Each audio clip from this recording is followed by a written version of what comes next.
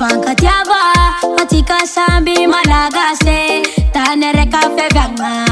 naboaka atimo andray fantsignandagna samby Malagasy atika sady miavaka amin'ny maro atike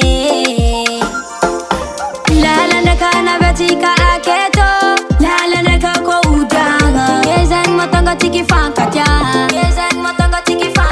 lalandraka naviatsika aketo lalandraka koa odiagna ezany mahatonga atsika itambatra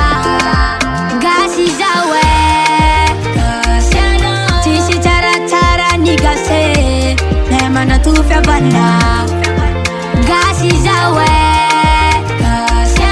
tsisy tsaratsara ny gasy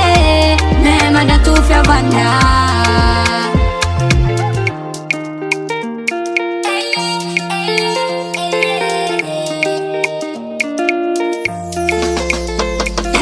bor kana tsisy avana azangaragna nandiro zegny na de mbola tsisy izy amdo na de bor kana tsisy avana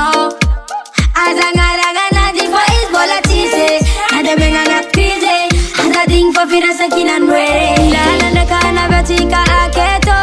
lalandraka koa odiagna ezany mahatonga atsika ifankatia lalandraka naviatsika aketo lalandraka koa odiagna ezany mahatonga atsika itambatra gasy zao tsisy tsaratsara ny gasy nay manatofy fiavana gasy zao tsisy tsaratsara ny gasy nay manatofy fiavana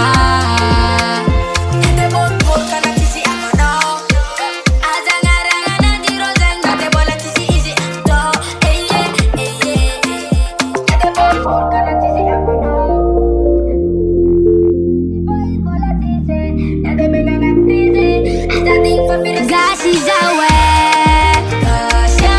tsisy tsaratsara ny gasy nay manatofy fiavana gasy zao tsisy tsaratsara ny gasy nay manatofy fiavana